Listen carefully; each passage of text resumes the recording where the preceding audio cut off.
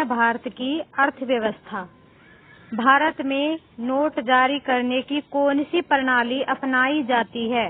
न्यूनतम आरक्षण प्रणाली अपनाई जाती है। मुद्रास्फीति किस कारण से होती है?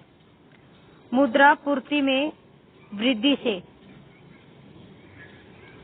भारत में मुद्रा को जारी करने और उसके विनियमन पर लागू होने वाली पद्धति को निम्नलिखित में से क्या कहा जाता है? न्यूनतम रिजर्व पद्धति। औपनिवेशिक काल के दौरान निम्नलिखित में से वह क्षेत्र कौन सा था जिसमें मुख्यतः ब्रिटिश पूंजी का निवेश किया जाता था? ब्रिटिश पूंजी का निवेश किया जाता था कृषि में।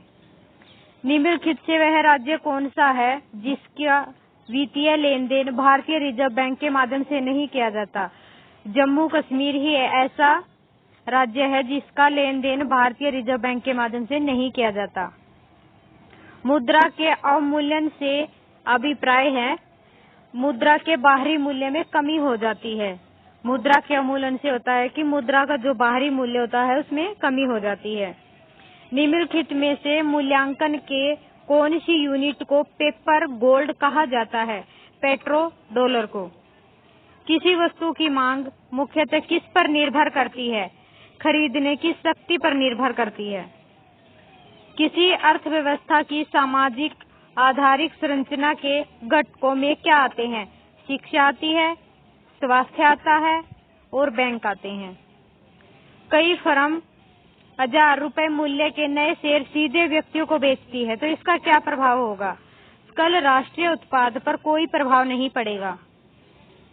अर्थशास्त्र में आधार संरचनात्मक सुविधाओं को निम्नलिखित में से किस रूप में माना जाता है? भौतिक पूंजी के रूप में माना जाता है। निम्नलिखित में से वह विषय कौन सा है जो भारतीय रिजर्व बैंक की मौद्रिक नीति का लक्ष्य नहीं है? सामाजिक न्याय सुनिश्चित करना। भारत सरकार ने सभी वाणिज्यिक बैंकों के लिए यह बाध्यकारी कर दिया कि वे सरकारी प्रतिभूतियां खरीदने के लिए अपनी नकदी का कुछ अंश खर्च करें। इसको क्या कहा जाता है? इसको कहा जाता है सार्वजनिक नकदी अनुपात। निम्नलिखित में से उन करों शुल्कों को ज्ञात कीजिए जिनकी प्राप्ति को राज्य के साथ बांटने की जरूरत नहीं है। आयकर पर अधिभार। व्यवसायिक समस्याओं में इष्टतम समाधान खोजने के लिए सभी विकल्पों का मूल्यांकन करना एक अंतःशास्त्रीय गतिविधि है। इसे निम्नलिखित में से क्या कहा जाता है? प्रचालन अनुसंधान। किसी राष्ट्र की राष्ट्रीय आय निम्नलिखित में से क्या होती है? कुल उपदान आय। कीमतों में परिवर्तन के कारण अपने व्यवसाय या परिसंपत्तियों की रक्षा करने के लिए किसी क्रेता या विक्रेता द्वारा की गई कार्यवाही को क्या कहा जाता है? प्रतिरक्षा। बिक्री कर का भाग निम्नलिखित में से किस पर पड़ता है? बिक्री कर का जो भार होता है वो उपभोक्ताओं पर पड़ता है। बुक बिल्डिंग क्या है? विशेषतः निविदाओं के माध्यम से प्रतिभूतियों के सार्वजनिक प्रस्ताव के लिए अभिदान आमंत्रित करना। उत्पादन विधि द्वारा राष्ट्रीय आय का परिकलन करने की विधि को क्या कहा जाता है? निवल उत्पाद विधि। न्यूनतम आरक्षण प्रणाली के अंतर्गत नोट जारी करने वाले एकमात्र प्राधिकारी के रूप में भारतीय रिजर्व बैंक को कम से कम कितने मूल्यों की परिसंपत्ति रखनी होती है? 200 करोड़ रुपए की। संघ यानी केंद्र द्वारा वसूल किए गए निम्नलिखित करों में से वह कर कौन सा है जिसे राज्यों को नहीं सौंपा जा सकता?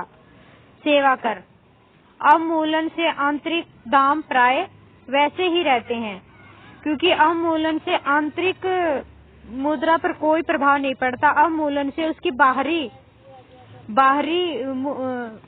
कीमतों पर प्रभाव पड़ता है। भारत में औद्योगिक लाइसेंसिंग नीति का एक उद्देश्य है सुनिश्चित करना था भारतीय उद्योगों में विदेशी पूंजी का मुक्त प्रवाह हो।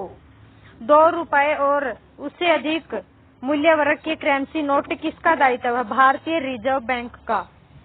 भारतीय रिजर्व बैंक के करेंसी नोट के पीछे कुछ परिसंपत्तियां होती हैं। ये परिसंपत्तियां किसकी निर्धारित मात्रा राशि से कम नहीं होनी चाहिए।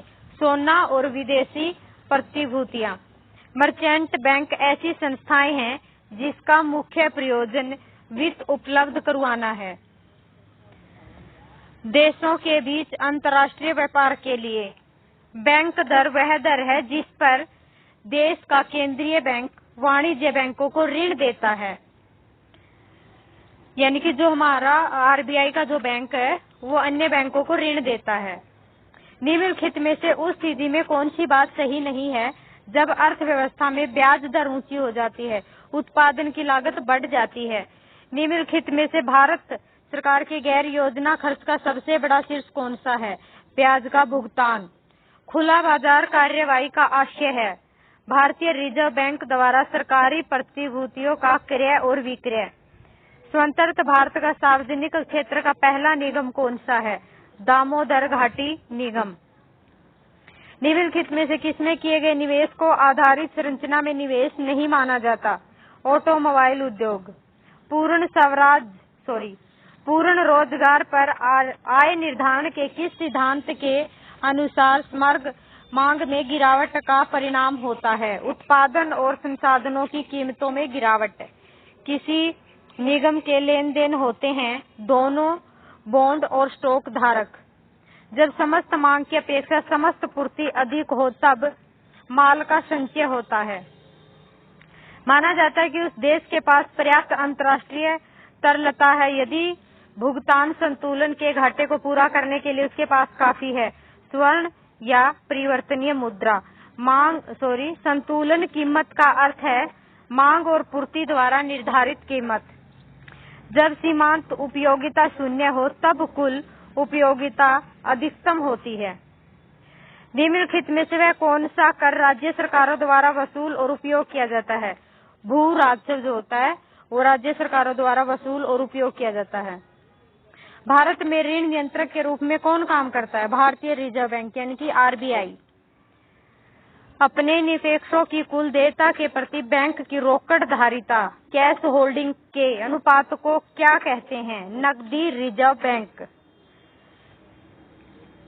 निवेश किसके बराबर होता है? सभी प्रकार की वस्तुपूरक पूंजी परिसंपत्तियों का सकल योग। किसी व्यापार में कच्ची सामग्री, घटकों, चालू काम और तैयार माल को संयुक्त रूप में से जाना जाता है माल सूची इन्वेंट्री। सकल राष्ट्रीय उत्पादन जीएनपी और निव्वल राष्ट्रीय उत्पाद एनएनपी के बीच अंतर किसके बराबर होता है? पूंजी मूल्यह्रास के बराबर होता है। विश्व बैंक ने अपना बैंक कार्यालय स्थापित करने के लिए भारत का कौन सा नगर चुना है? चेन्नई। रुपए की दृष्टि से निम्नलिखित में से किस मुद्रा का मूल्य सबसे अधिक है? पाउंड का मूल्य सबसे अधिक है। भारतीय रिजर्व बैंक खुले बाजार की कार्यवाही किसे कहते हैं? प्रतिभूतियों में व्यापार। निम्नलिखित में से कौन सी साख निर्धारण क्रेडिट रेटिंग एजेंसी नहीं है? केयर। सार्वजनिक ऋण पर ब्याज किसका भाग है? सार्वजनिक ऋण पर ब्याज किसका भाग है? सरकार द्वारा अंतरण भुगतान।